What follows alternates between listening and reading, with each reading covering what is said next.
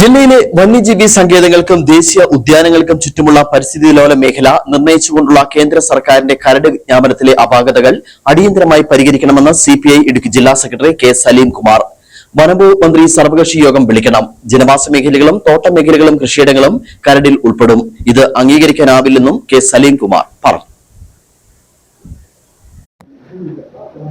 മൂന്നാർ മേഖലയിൽ പുതിയ കരട് വിജ്ഞാപനത്തിലൂടെ പരിസ്ഥിതി ലോല മേഖലയായി പ്രഖ്യാപിച്ചിട്ടുള്ള പ്രദേശങ്ങളിൽ ഉൾപ്പെട്ടിട്ടുള്ള തൊഴിലിടങ്ങള്, ജനവാസ മേഖലകള്, അതുപോലെ തന്നെ തോട്ടം മേഖല പൂർണ്ണമായും ഒഴിവാക്കണമെന്നതാണ് സിപിഐയുടെ നിലപാട്.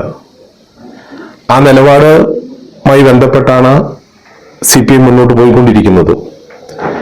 എന്നാൽ ഇപ്പോൾ വനംവകുപ്പ് മന്ത്രി ആ വിഷയത്തിൽ ഇടപെടുന്നുണ്ട് എന്നാണ് അറിഞ്ഞത്.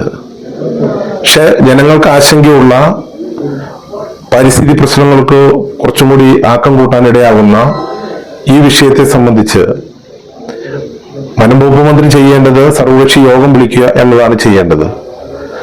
ആ സർവകക്ഷി യോഗത്തിൽ ഉയർന്നു വരുന്ന അഭിപ്രായം കൂടി ഗവൺമെന്റ് പരിഗണിക്കേണ്ട വിഷയമാണ്. അതുകൊണ്ട് ഇപ്പോഴത്തെ വിജ്ഞാപനത്തിന്റെ ഭാഗമായിട്ട് തോട്ടം മേഖല ഉൾപ്പെട്ടതായി മനസ്സിലാക്കുന്നു, ജനവാസ കേന്ദ്രങ്ങൾ ഉൾപ്പെട്ടതായി മനസ്സിലാക്കുന്നു, കൃഷിയിടങ്ങൾ ഉൾപ്പെട്ടതായി മനസ്സിലാക്കുന്നു. അതുകൊണ്ട് ആ വിജ്ഞാപനത്തിനുണ്ടായിട്ടുള്ള അപാകത ഒഴിവാക്കണം. ആളുകൾക്ക് പ്രയാസം ഉണ്ടാകുന്ന തരത്തിലുള്ള നടപടി ഉണ്ടാകാൻ പാടില്ല എന്നതാണ് സിപിഐയുടെ നിലപാട്.